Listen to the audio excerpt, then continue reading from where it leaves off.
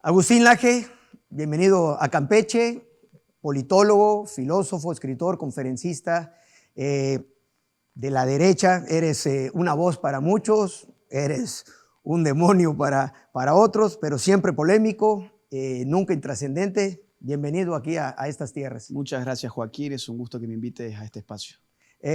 Agustín, en tu libro La batalla cultural, manejas la situación actual de la derecha. La derecha ahorita tiene connotaciones muy negativas, tiene tintes negativos. Pareciera que la izquierda ha ganado la batalla, y estos tintes negativos van pues, desde que se les acusa de homofobia, misoginia, racismo, antifeminismo, este tipo de cosas, religiosidad extrema. ¿Se puede manejar una posición de la derecha sin todas estas connotaciones negativas? ¿Qué está pasando? Mira, si la izquierda ha podido manejar su identidad, porque en definitiva esto es como salir del closet, ¿no? El closet ha sido una figura de los últimos tiempos referido al asunto de la sexualidad. Yo lo que planteo es que hay un closet político también, ¿no? Donde las personas de las derechas no se animan a salir del closet y empiezan a buscar eufemismos. No, yo no soy de derecha, yo soy de centro. Incluso algunos se dicen de centro-izquierda. Otros dicen, no, ya no hablemos más ni de izquierdas ni de derechas, cuando allá afuera la gente sigue hablando con esas categorías. Yo creo que si la izquierda ha podido lidiar con su identidad y asumirse con orgullo de izquierdas después de todo el mal que han hecho en el siglo XX, entre los cuales podemos hablar durante horas, ¿no? 100 millones de muertos por lo menos durante el siglo XX producidos por las revoluciones y por los gobiernos de izquierdas. Ahora estamos en una guerra Ucrania-Rusia. Bueno, si miramos qué pasó en el año 1932, hace 90 años, nos damos con una hambruna que mató a casi 4 millones de ucranianos liderada por Stalin, ¿no? Entonces, por no hablar de los crímenes en la China comunista o viniendo más acá en Cuba, Venezuela actualmente, digo, es un país que se camina sobre petróleo, 96% de pobres. Han destruido las economías, han matado a mansalva, han coartado las libertades individuales y ellos sí se pueden decir soy de izquierdas. Ahora, cuando uno dice soy de derechas, el problema es el que vos mencionabas. Ah, sos un misógino. Bueno, a ver, esperemos un poquito, digamos, porque en ningún gobierno de izquierdas la mujer ha tenido ningún papel destacado. Nómbreme un solo, pero un solo país de, por ejemplo, lo que conformaba el bloque rojo en la Guerra Fría, el bloque de los países comunistas, un solo país donde alguna mujer haya tenido un puesto realmente relevante en la política, no encontramos ni uno. Pero ellos son los defensores de la mujer. Pero la mujer tiene que militar en partidos de izquierdas, ¿no? Lo mismo pasa con los homosexuales. La derecha es homofóbica, odia a los homosexuales porque está en contra de la ideología de género. Te dicen los mismos que después salen con la camiseta del Che Guevara, que creó un campo de concentración para reeducación de homosexuales a través del trabajo forzado, cosa que nunca dicen tampoco. O los que reivindican incluso el maoísmo chino, digo, la dictadura china ha perseguido a los homosexuales, los ha castrado y los ha asesinado. Y de eso parece que nos hacemos los tontos. Entonces, ¿por qué la derecha tiene tanta vergüenza? ¿De qué tiene vergüenza? Que salgan del closet de una vez. O sea, hay mucha desinformación y mucho mito al respecto. No se ha dado una batalla cultural. A la derecha se la juzga siempre por sus resultados y a la izquierda se la juzga siempre por sus intenciones. Y es muy difícil, digamos, poder ganarte con mis resultados a tus intenciones. Un ejemplo modelo en América Latina ha sido la economía chilena. Una economía basada en un sistema de derechas, digamos así, abierta al mercado, impuestos relativamente bajos, facilidades para el intercambio comercial. Y eso ha dado resultados muy impresionantes. Ahora, claro, si yo lo comparo con el reino de la liberación proletaria que ofrece la izquierda, y voy a querer ser de izquierdas y no de derechas, y voy a terminar votando un modelo que se asemeja más al venezolano, que ha generado una diáspora. 1 millón de venezolanos terminaron viviendo en Chile. La gente termina votando con los pies, pero los que podemos votar con las manos a veces cometemos errores muy gruesos. Claro, en el caso chileno, pues la manera en que llega este sistema al poder es muy cuestionable. Obviamente un golpe de Estado sangriento y obviamente nadie está de acuerdo con eso. Pero el modelo económico que se creó fue exitosísimo. Eso está totalmente fuera de discusión. Y lo que habría que discutir también es qué pasó en el gobierno anterior, el de Salvador Allende, que nunca se dice, por ejemplo, que la Corte Suprema de Justicia y el Poder Legislativo consideraron ilegítimo a Salvador Allende por las monstruosidades que estaba haciendo, los presos políticos que estaba generando, el desastre económico que se había gestionado allí. Por supuesto, yo no vengo acá a reivindicar ninguna violación contra los derechos humanos, no me vaya a entender mal, pero digo, miremos la historia, ¿no? Las mujeres saliendo a cacerolear en el Chile de esa época, las mujeres pidiendo la deposición de Allende, están los videos y son públicos. Entonces, el modelo que vino después es irrefutable, que fue un ejemplo para América Latina. Correcto, y sumamente exitoso. Y en el caso de los otros países de izquierda, pues si los estados fueran la solución, Cuba, Venezuela, Corea del Norte serían potencias mundiales económicas. Mire, la gente vota con los pies. ¿A dónde quiere ir la gente de Cuba? ¿A Miami o a Venezuela? ¿A dónde quiere ir la gente de Venezuela? ¿A Chile o a Cuba? La gente vota siempre con los pies. El comunismo tuvo que levantar un muro para que la gente no votara con los pies porque no podía votar con las manos si se quería ir del país. Entonces, el problema es cuando eso no se traslada a la inteligencia política y la propia gente que huye del socialismo termina votando por socialistas, que es algo que ocurre a menudo, lamentablemente, también por la falta de formación política. Interesante. Pasemos a los temas álgidos que tú manejas. Tú manejas temas muy polémicos que te han granjeado tanto el odio como la admiración de muchos. En este caso, empezar por uno sencillo, que es el famoso lenguaje inclusivo, ¿no? Yo no estoy de acuerdo con el lenguaje inclusivo desde un punto de vista lingüístico. Sí. Que creo que si no se siguen todas las reglas del lenguaje, pues no se debería seguir ninguna. Pero tú lo llevas más allá, que es la obligatoriedad de usarlo. Sí, yo primero que nada no creo que exista tal cosa como lenguaje inclusivo. Es como, por eso a mí me cuesta decir, yo estoy en contra del lenguaje inclusivo. A veces me siento diciendo que yo estoy en contra del unicornio azul. Yo no puedo estar en contra del unicornio azul porque el unicornio azul sencillamente no existe, es una fantasía. Puedo en todo caso reírme un poco del unicornio azul y nada más. Con el lenguaje inclusivo pasa lo mismo. Cuando decimos que existe tal cosa como el lenguaje inclusivo, suponemos que a las personas se las incluye cambiando una vocal. Y eso es un engaño que ha calado muy hondo en la juventud, lamentablemente, porque la juventud quiere combinar dos cosas que son irreconciliables. Por un lado, cambiar el mundo y por el otro lado, hacer cosas sencillas. Cambiar el mundo no es algo sencillo. No es algo sencillo como cambiar una vocal. Yo, por supuesto, yo ahora podría empezar a hablar contigo de todes, amigues, mi compañere. Ahora, la gente que está mirando este programa va a seguir con su vida totalmente igual que siempre. Nadie va a modificar su futuro ni va a ser incluido en esta sociedad porque yo cambie la A o la O por la E. Nadie tampoco va a modificar absolutamente nada de sus condiciones de vida porque todos nosotros empecemos a hablar así. Eso es una estafa ideológica que está pensada para el consumo del perezoso político. El perezoso político es aquel que quiere sentirse revolucionario, pero piensa que lo puede hacer cambiando una vocal. Sí, con cosas muy sencillas, ¿no? Decía Jordan Peterson, antes de cambiar el mundo, pues primero es tu cuarto, ¿no? Sí, y son...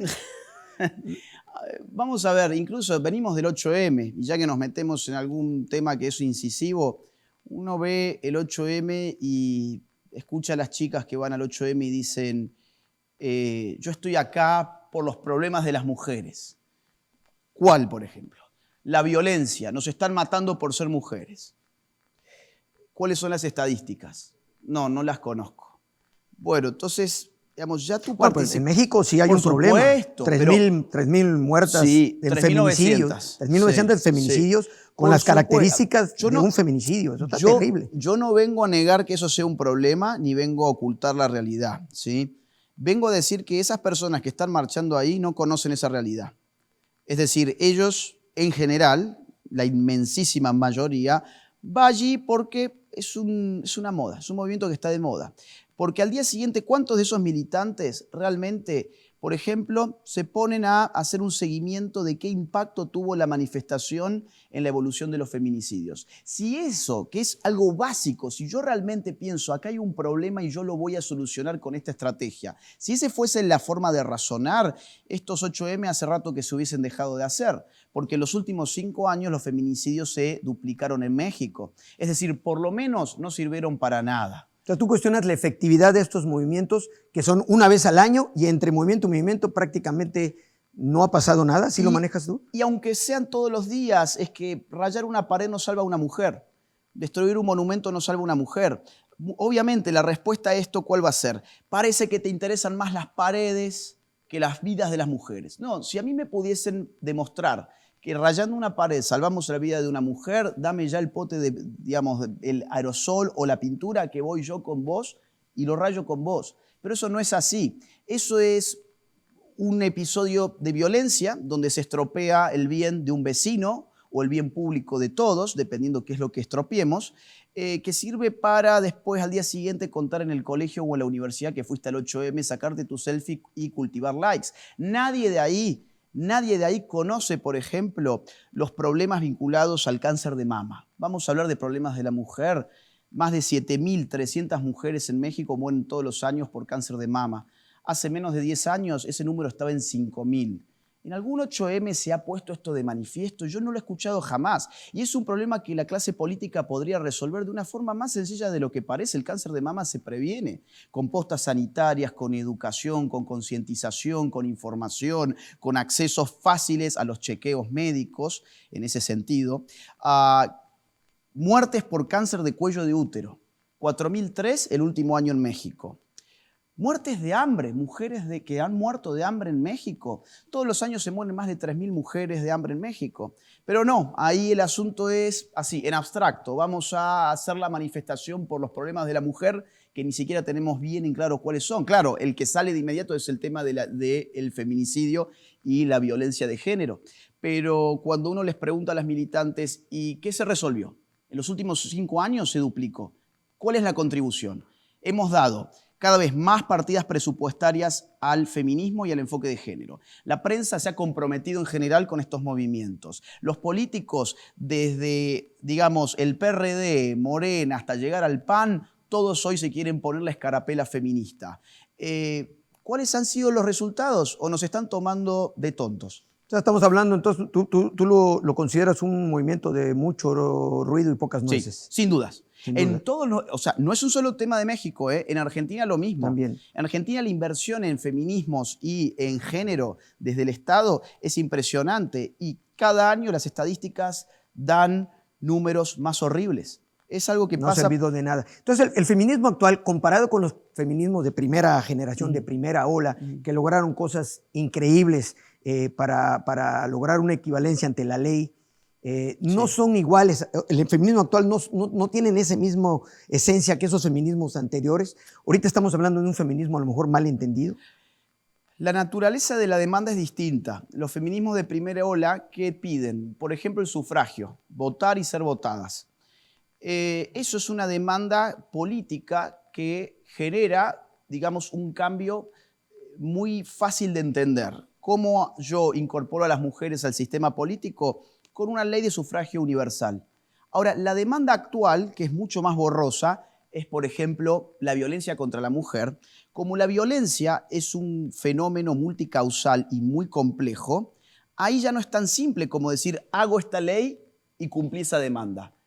Cuando se trata de violencia, yo tengo que estudiar cuáles son las determinantes de la violencia y qué correlación existe entre, por ejemplo, los llamados feminicidios y los homicidios. Porque si yo lo veo en un gráfico de tasa, la tasa es cuántos homicidios hay por cada 100.000 habitantes, yo voy a ver que cuando me aumentan los homicidios cuyas víctimas son hombres, me aumentan los homicidios cuyas víctimas son mujeres. Cuando uno baja, el otro baja. Cuando vuelve a aumentar, el otro aumenta. Eso ya me habla de que la violencia, digamos, no se puede explicar simplemente porque, digamos, hay una cosa llamada patriarcado que lo vamos a derrocar y así vamos a salvar a las mujeres. Porque yo estoy jugando con las vidas de la mujer, digamos, presentando causas que no son reales. Yo antes de entrar acá tomé un café. Vamos a suponer me duele el estómago. Mañana sigo con dolor de estómago. Digo, bueno, fue el café de ayer. Pasa una semana y todavía sigo con dolor de estómago y tomo una aspirina. No, es que fue el café de hace una semana. Y van pasando los meses y mi dolor no se va y yo sigo tomando la misma aspirina. Pues puedo estar generando un problema muy, muy grave y yo no me estoy dando cuenta porque no doy con la causa real. Eso es lo que está pasando hoy con estos paradigmas. Estos paradigmas han generado en la población la idea de que el problema se llamaría patriarcado. Todo el mundo habla del patriarcado, nadie define qué es el patriarcado y se nos dice que el gran problema del patriarcado se va a resolver en una marcha de 8M. y poniéndole más dinero a estos grupos, que los últimos 5 años no han hecho nada para resolver los problemas reales de la mujer. Entonces, ¿qué creo yo? Que hay que cambiar de paradigma.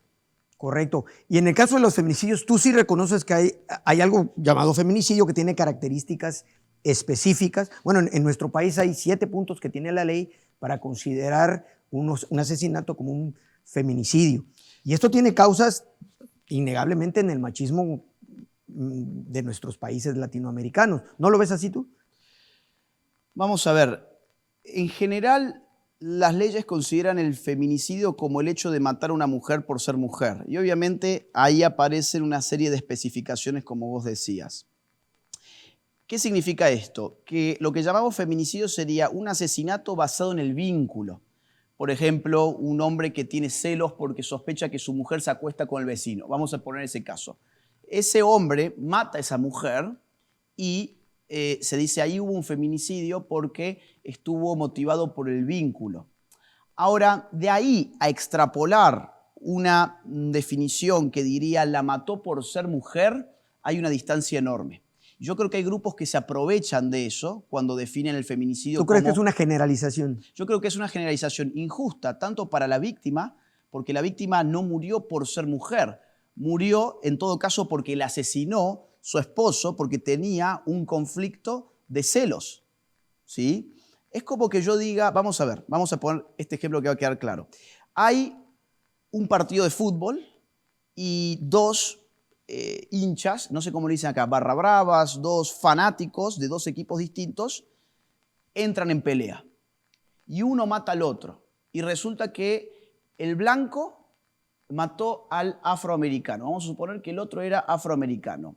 Es como que yo diga, lo mató por ser negro. Bueno, no, lo mató por un partido de fútbol, digamos así. Entonces, hay un aprovechamiento de esa situación. ¿Qué hay que hacer con ese hombre? Hay que meterlo preso de por vida.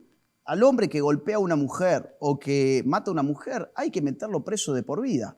O sea, yo firmo ya eso, donde vos lo quieras. Lo que yo no quiero es que de esos casos empecemos a decir los hombres están matando a las mujeres, porque yo colectivizo los casos, lo politizo y no resuelvo nada. La mayor parte, a ver, el 99,99% de los mexicanos no ha matado a su mujer. Y sin embargo, cada vez que hay un feminicidio, el discurso es los hombres nos están matando. Que me lleva también a esto de que el movimiento feminista pareciera que cada vez más, se parece más hacia la misandria. Sí. Que un movimiento en pro de la mujer, ¿no? Sin dudas, eso desde hace mucho tiempo. Hay una cosa muy paradójica del movimiento feminista, porque el movimiento feminista advierte que la feminidad sería un constructo social impuesto por el patriarcado.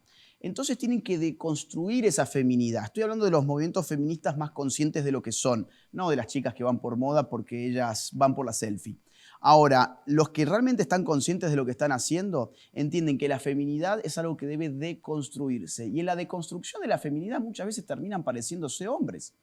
Es decir, terminan adoptando conductas que habitualmente llamaríamos masculinas en nuestra forma de vida, en nuestra sociedad, y revisten al mismo tiempo un odio profundo para el hombre. Tenían ellas muchas teóricas muy interesantes. Una de ellas era Monique Wittig, el que en los 80 escribió, un feminismo muy lésbico, y decía que la lesbiana no representaba una orientación sexual, sino que lo que representaba para Wittig, una de las grandes sacerdotisas del feminismo contemporáneo en la academia, lo que representaba la lesbiana era el rechazo radical al dominio político, económico y cultural del hombre. Yo veo en Argentina los 8M, consignas en las paredes como lesbianizate o hacete torta, la vida es corta, y no puedo más que pensar en este tipo de teorías. Yo pensé en el lesbianismo más como una preferencia sexual, como un constructo social. Como una opción política. Ya. Claro, es que si estamos en guerra, hombres y mujeres, pues es absurdo que, digamos, se acuesten en la misma cama, ¿sí? Nadie se acuesta con su enemigo. Entonces se abre el lesbianismo como un gesto de sororidad, digamos así. En un feminismo, insisto, más comprometido con su teoría contemporánea. Después están las militantes que no conocen a ninguna teórica feminista y van ahí porque sus amigas van. Ya. Entonces, prácticamente estás planteando que no es solución, no estás en contra del movimiento per se, sino porque no representa una solución real para la mujer. Y por eso estoy en contra del movimiento. O sea, yo diría sí, estoy en contra del movimiento y yo no me voy a disfrazar de feminista como hacen los amigos de la centro-derecha que están desesperados por caerles bien. Yo no tengo que caerle bien a nadie, yo tengo que pensar si este movimiento está solucionando los problemas de la mujer o no. Y los números me dicen que no. Con lo cual yo no tengo más alternativa que oponerme frontalmente a ese movimiento. Claro, claro. Un caso parecido es el movimiento LGBT. Muy parecido, un movimiento que pues, en sus inicios en países latinoamericanos como México, pues tienen una lucha de muchos años, no por sus derechos LGBT, sino por sus derechos humanos. México era un país donde, bueno, a mí me tocó todavía ver de joven que golpearan gente por ser homosexual. Y esta gente trae una lucha de muchos años por acceder a sus derechos humanos más básicos. Sin embargo, últimamente también pareciera que todo esto se está yendo a un extremo y pareciera que se estuviera convirtiendo en lo que precisamente están atacando, que es la intolerancia, la segregación. ¿Qué está pasando con estos movimientos actualmente? A un homosexual hay que respetarlo no porque sea homosexual, sino porque es una persona. Por supuesto. Se está cambiando el paradigma. Ahora resulta que a las personas hay que respetarlas hay que respetarles sus derechos humanos por con quién se acuestan. No, ese no es el punto. Tu cama es tu asunto. No politicemos las camas ajenas. Tu cama es tu asunto. Entonces, a mí no me gusta la expresión derechos LGBT. Es decir, si hablamos de derechos humanos, es para todos. No empecemos a segmentar porque próximamente yo voy a querer los derechos católicos. Un evangélico va a querer los derechos evangélicos. Una feminista va a querer los derechos feministas. No, a las personas hay que respetarlas porque son personas y el movimiento LGBT hacía muy bien en reclamar la dignidad humana, que es intrínseca a cualquier ser humano, ¿sí? A cualquiera, a todos, también el que está en el vientre de la madre. Hacían muy bien en reclamarlo. Yo hoy a esta altura yo ya no entiendo bien qué es lo que están reclamando. Te voy a mostrar una cifra de INEGI que la encontré el otro día y me llamó muchísimo la atención. Yo no sé si esto se va a poder tomar con la cámara, supongo que no, pero lo pueden buscar. Sí, ahí está. Esto es discriminación en México. Por causas, ¿sí? INEGI. 3,3% corresponde a discriminación por preferencia sexual. 3,3% de todos los casos denunciados por discriminación en México.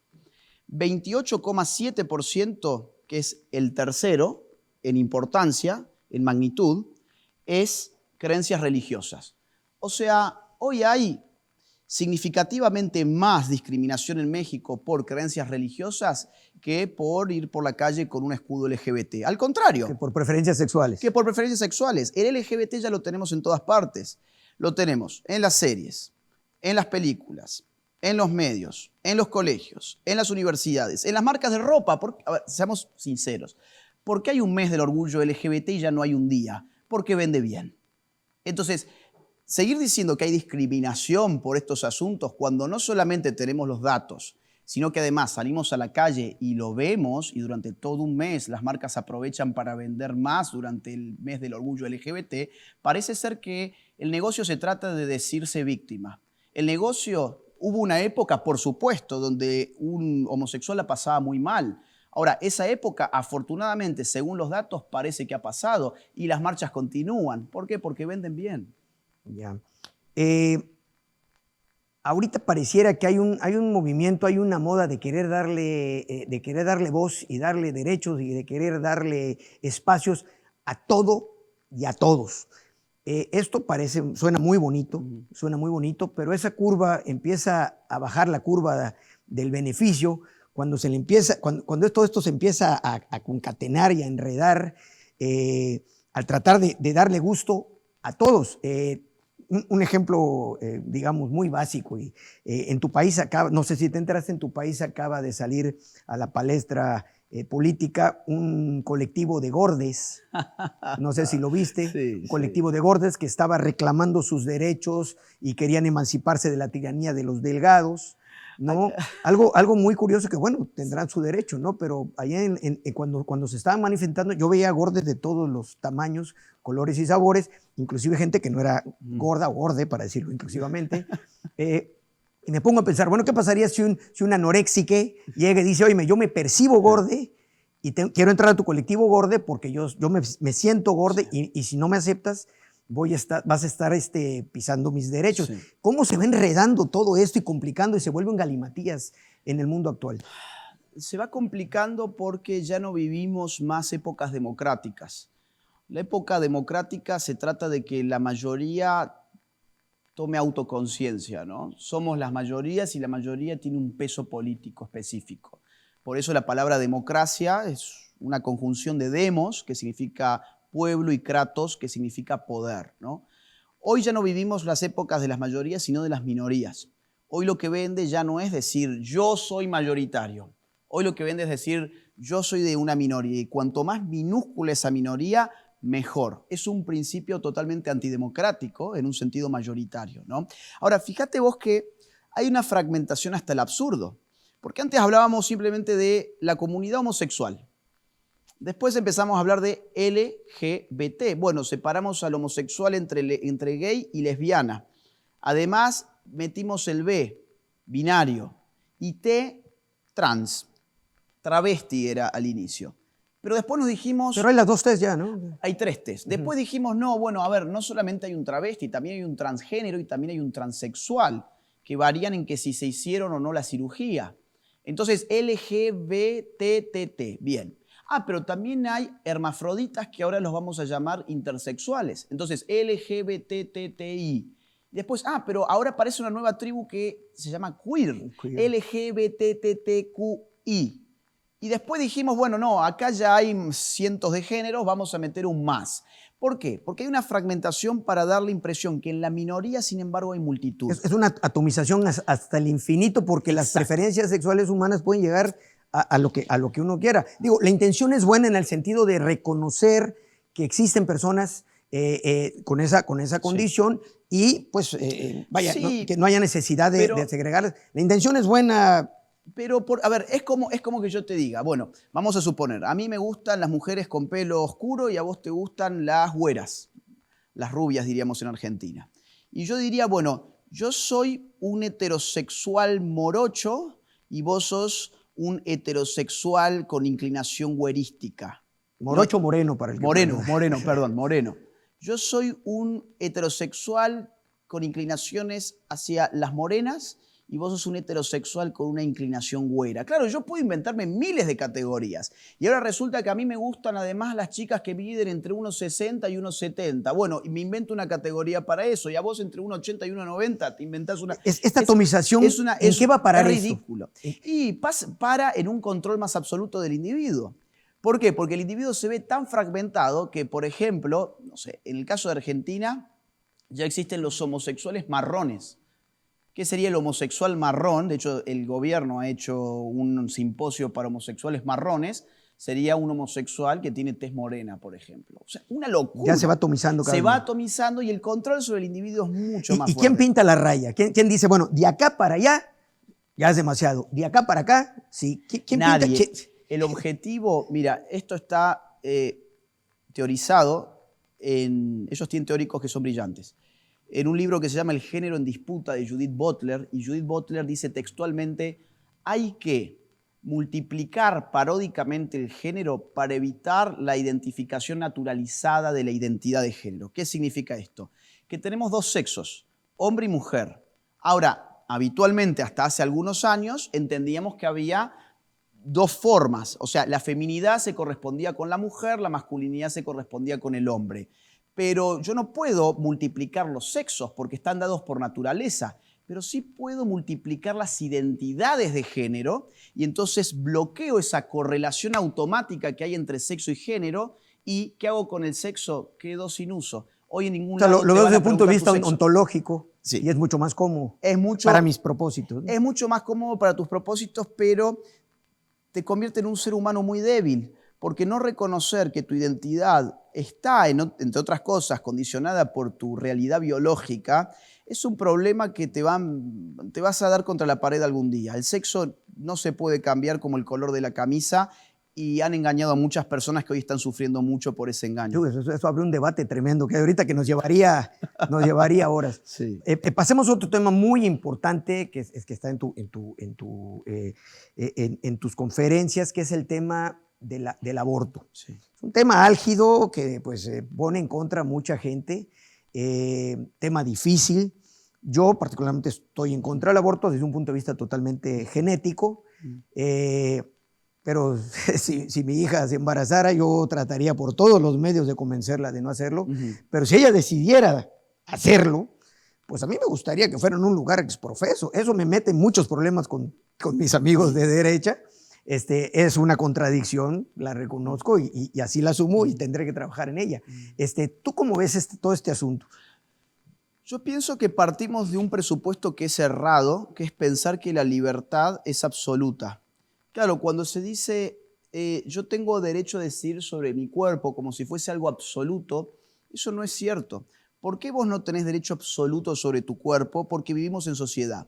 La única persona que tiene derecho absoluto sobre su cuerpo se llama Robinson Crusoe y es un cuento.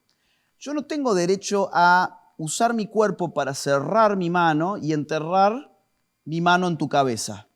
No puedo. ¿Por qué? Porque está tu cuerpo de por medio y estoy agrediendo tu cuerpo. Yo no puedo usar mi cuerpo para meter mi mano en tu bolsillo, sacar tu teléfono móvil y guardarlo en el mío e irme a mi casa. ¿Por qué? Porque está tu derecho a la propiedad de por medio. Y mucho menos yo puedo sacar una pistola y pegarte un tiro decidiendo sobre mi cuerpo, porque es una decisión de mover así mi mano y apuntar hacia tu cabeza y disparar. ¿Por qué? Porque está tu vida de por medio. En la sociedad, precisamente, articulamos cuerpos normativos para evitar la colisión de derechos, ¿sí? Entonces, cuando hablamos del derecho a disponer del cuerpo, yo digo, bueno, sí, especifiquemos primero. Especifiquemos. Derecho a disponer de tu cuerpo sería hacerte un tatuaje, perfecto. Ponerte un piercing, un arete, perfecto. Cortarte el pelo, teñirte el pelo, cambiarte la ropa, ponerte otro estilo de ropa. Eso es disponer de tu cuerpo sin afectar derechos de otros. Ahora, cuando hablamos de un embarazo, ya estamos hablando de otro cuerpo. Hasta tal punto ya hablamos de otro cuerpo humano, que ese cuerpo no solamente tiene una carga genética distinta por definición desde el momento de la fecundación, eso ya se sabe desde hace algunas décadas. Es una certeza científica comprobada. Eso es una certeza científica. Eso no es está un bajo discusión. ser humano individual con una carga genética diferente al padre y la madre. Eso es una certeza fuera de toda. No hay ninguna duda ya sobre eso. Ahora, hay otros asuntos interesantes de mencionar. Por ejemplo, ese ser humano puede tener un sexo distinto del de la madre. Ese ser humano tiene un ritmo cardíaco distinto del de la madre. Ese ser humano genera órganos distintos del de la madre. Con lo cual, ese ser humano tiene una existencia que es autónoma en términos ontológicos y genéticos, pero que, como todos nosotros, necesita un periodo de incubación para poder llegar directamente al mundo. Entonces, cuando hablamos de un aborto, estamos hablando del asesinato de ese ser humano. Y por lo tanto estamos hablando no del derecho a disponer de tu cuerpo, estamos hablando de que estás utilizando tu cuerpo y tu voluntad para atacar el derecho a vivir de un otro. Entonces, tus derechos reproductivos que esgrimes contra los derechos de un ser humano en una de sus etapas. Y aparte contra el derecho más importante de todos, que es la vida. ¿Por qué la vida es el derecho más importante a todos? Porque sin ella ningún otro derecho tiene sentido. Un cadáver no tiene derechos sexuales y reproductivos. ¿Por qué? Porque no se reproduce. Un cadáver no tiene derecho a libertad de prensa porque no habla por un micrófono o por la televisión. Todo derecho se configura en tanto y en cuanto haya un ser humano vivo. Por lo cual, el derecho a la vida es primero que todos. Claro. Y en este caso, digamos, la discusión filosófica es cuándo es una persona. Qué buena discusión. Es una persona, eso es complicadísimo, ¿no? Mira, hay dos posiciones muy claras. Por un lado está la que defiende el aborto, que dice, bueno, sí, es un ser humano y es innegable. Claro, ser humano es una categoría científica. Ahora, persona es una categoría filosófica. Entonces, ¿qué les queda? Decir, sí es un ser humano, pero no es una persona. Eso es un parásito, ¿no? Sí, dicen que es un parásito, pero eso es un error porque el parásito, por definición, parasita a otra especie. Es decir, mal puede ser el feto un parásito porque tome vitaminas y nutrientes y demás y oxígeno de la madre, que es de la misma especie. O sea, hablar de parásito es un error conceptual gravísimo. Se puede decir que no es persona. ¿Por qué? Porque la persona se definiría, dicen, por... es una sustancia individual de naturaleza racional. Es la clásica definición de persona. ¿Y qué dicen ellos? Bueno, esto, que es un ser humano, sin embargo, todavía no usa la razón. No tiene un proyecto de vida, no pone en juego su voluntad. Entonces ahí no hay una persona, porque la persona se definiría por su racionalidad, por su voluntad, por su proyecto de vida, le buscan la vuelta. Eso es un grave problema porque un niño ya nacido de 1 año tampoco usa su razón, tampoco tiene un proyecto de vida, tampoco pone en juego su voluntad. Y es más, un problema cuando pensamos en los discapacitados. O una persona en estado de coma, es lo mismo. O una persona en estado de coma, o incluso, ¿qué pasa cuando te anestesio? Cuando yo te anestesio a vos, vos cesás en tus funciones volitivas y racionales. Por lo tanto, ¿qué? ¿Dejaste de ser persona porque no estás poniendo en acto tu razón y tu voluntad? No. ¿Cuál es la otra opción? Que es la que por lo menos yo defiendo. Que la persona se define no, y esto es una cuestión filosófica un poco compleja, pero la persona no se define por la actualización de sus potencias, o sea, por ejercer su voluntad o su razón, sino por su ser, por la esencia que condiciona la potencia. O sea, la esencia del ser humano ya existe desde el momento número 1 y está codificada genéticamente.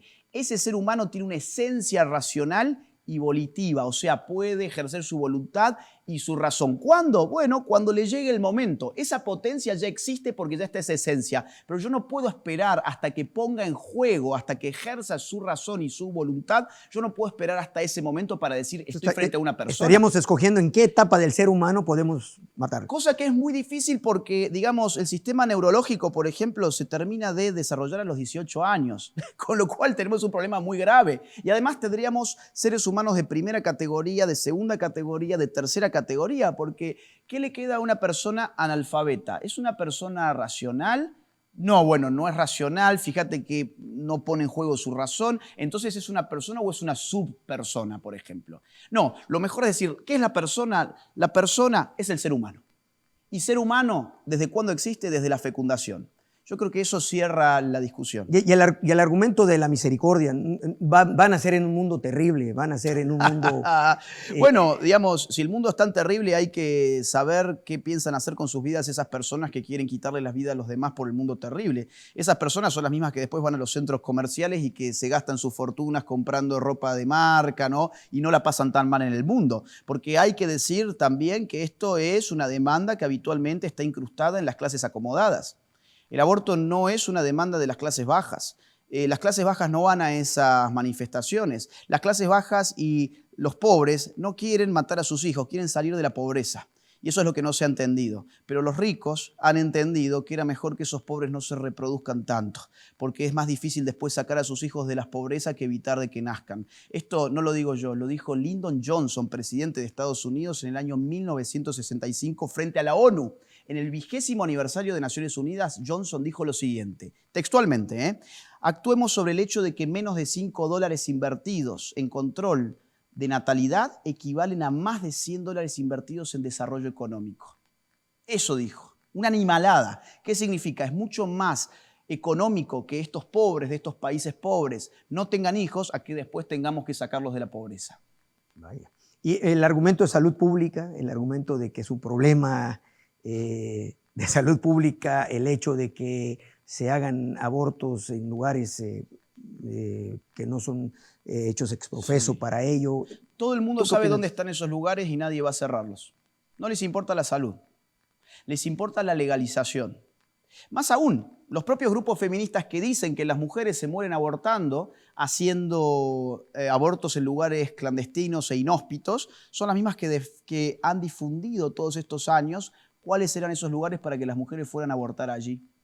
En Argentina se legalizó el aborto hace muy poco, pero todos los años anteriores los grupos feministas se dedicaron a difundir dónde estaban esos lugares clandestinos de abortos para que las chicas fueran a hacerse abortos ahí. Todo el Estado sabe dónde están esos lugares, lo ha sabido siempre, pero nadie va a hacer absolutamente nada. Y más aún, no se crean que el aborto en un hospital es seguro. El año pasado se murió una chica en un hospital haciéndose un aborto en Uruguay, donde está legalizado el aborto desde octubre del año 2012. En Argentina, el año pasado, con menos de un año de legalización de aborto, ya se murió una chica en un aborto seguro, gratuito, en el hospital. Una chica que había militado, además porque era dirigente política, había militado la legalización del aborto, se legalizó y dijo, bueno, ahora me voy a hacer uno, ahora que es una práctica totalmente segura. Pero en un lugar clandestino tendrán que correr más riesgos, ¿no? Bueno, es como que yo diga, vamos a ver, a ver, ahí hay una comisión de un crimen, primero que nada. Y es como que yo diga, bueno, tenemos un grupo que roba bancos y corren un riesgo porque hay policías en los bancos y los policías están armados y les pueden disparar. Bueno, ¿qué hay que hacer? Y legalicemos los robos a los bancos para que los ladrones puedan ingresar y robar de forma segura, gratuita y pública. Es una locura, es decir, el problema es el aborto, pero el problema no es solamente el aborto, son las condiciones sociales que hacen que una mujer llegue a decir yo necesito un aborto. Es increíble que los grupos feministas que dicen defender a la mujer nunca digan que el aborto es una consecuencia, un problema. El aborto nunca es una decisión libre. Nadie dice, ¿qué ganas de hacerme un aborto que tengo? Me voy a embarazar y me voy a hacer un aborto. Las personas que tienen que tomar esa decisión evidentemente van a sufrir y sufren mucho antes y después. Hay síndromes posaborto de los cuales nunca se habla. Y el feminismo nunca dice, oiga, miren, acá hay un problema, que es que las mujeres están siendo empujadas a abortar. Te pongo un caso muy claro de acá de México. Hace menos de un año, hace 6 o 7 meses, se presentó un proyecto de ley para que el Estado ayudara a la mujer vulnerable, embarazada, que no quería abortar. Lo que se dijo fue, oigan, es una locura que el Estado lo único que puede ofrecerle a una mujer embarazada y en estado vulnerable es matarle a su hijo. Vamos a hacer una política pública para sacarla de donde está, para ayudarla a salir del lugar en el que está, que es el verdadero problema.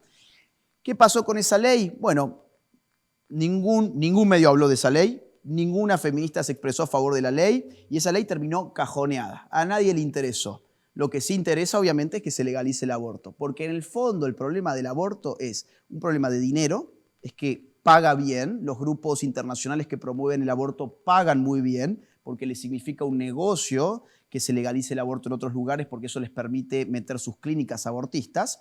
Y por otro lado se llama el asunto control de natalidad, ¿sí? Que está en la Agenda 2030 de Naciones Unidas y que ha sido una obligación que ha impuesto la ONU desde el año 1994 en la Conferencia Internacional de Población del Cairo. Busquen los documentos, ahí está obligado para todos los países legalizar, entre otras cosas, la interrupción del embarazo hasta más tardar el año 2015. Wow, o sea, hemos pasado una cosa tremenda, ¿no? Que se haga por sistema. Sí, Vaya. sí, y pasando por la soberanía de nuestros pueblos. Yo te decía, la democracia es una ficción.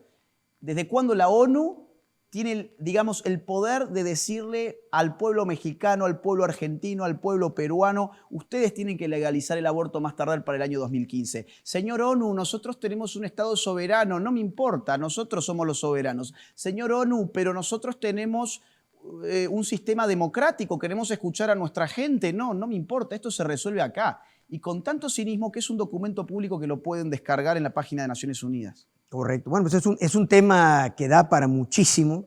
Todos los temas que estamos platicando, podríamos pasarnos horas platicando de esto. Obviamente levanta ámpula, habrá gente de nuestro público que obviamente no va a estar de acuerdo, habrá gente que esté de acuerdo y habrá gente que tendrá que emitir sus juicios. Son temas sumamente complicados y pues obviamente nuestra obligación es darle voz a todas las corrientes. Muchas gracias por la invitación. Yo creo que todo el mundo debería tener una opinión sobre esto, pero la opinión basada en argumentos y en datos. Acá no se vale decir yo siento que tal cosa. No. Estar informado. Estar informado. A ver, lo que nos caracteriza es el uso de la razón. Lo hablábamos recién. Entonces, yo puedo, o sea, bienvenido el que quiera disentir conmigo. Obviamente, acá yo no vengo a imponer nada. Yo vengo a comunicar una serie de datos y de argumentos. Bienvenido el que quiera disentir conmigo, pero disientan críticamente en base a datos, ¿sí? A fuentes y argumentos. No a, es un misógino, es un homofóbico. Porque sí, esto eleva el nivel del debate. Eleva el nivel. Sí, pues, Agustín, bienvenido a Campeche y gracias por aceptar la invitación y te deseamos mucha suerte. Ha sido un gusto. Gracias, Joaquín. Bienvenido.